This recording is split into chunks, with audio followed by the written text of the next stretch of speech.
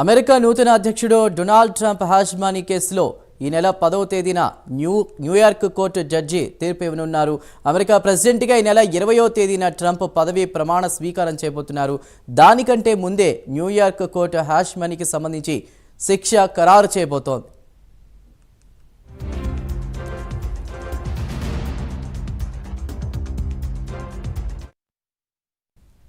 అయితే ట్రంప్కు జైలు శిక్ష కానీ జరిమానా కానీ విధించబోనని న్యూయార్క్ జస్టిస్ జువాన్ మర్చెంట్ స్పష్టం చేశారు. ఆయనని బేషరతుగా డిశ్చార్జ్ చేస్తానని తన ఆర్డర్లో రాశారు. అయితే ట్రంప్ కోర్టుకు హాజరు కాకుండా వర్చువల్గా కేసుకు విచారణ కావాల్సి ఉంది.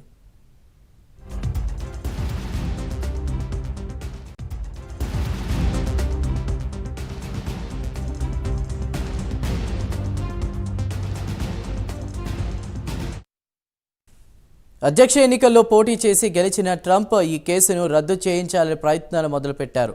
తన సోషల్ మీడియా ట్రూత్ వేదికలో జడ్జి ఆర్డర్ను ట్రంప్ నిర్ద్వంద్వంగా తిరస్కరించారు. ఇది చట్ట వ్యతిరేకంగా తనపై జరుగుతున్న రాజకీయ దాడి అని అభివర్ణించారు.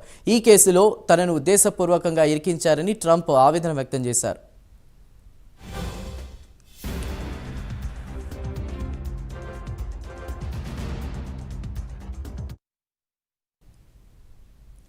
అడల్ట్ ఫిల్మ్ స్టార్ స్టార్నీ డేనియల్స్తో గడిపిన విషయాన్ని రహస్యంగా ఉంచాలని కోరుతూ 2016 ఎన్నికల ప్రచార సమయంలో ఆమెకి $130,000 ఇచ్చారన్న అభియోగాల్ని ట్రంప్ ఎదుర్కొంటున్నారు. అయితే తాను ఎలాంటి తప్పు చేయలేదని ట్రంప్ వాదిస్తున్నారు.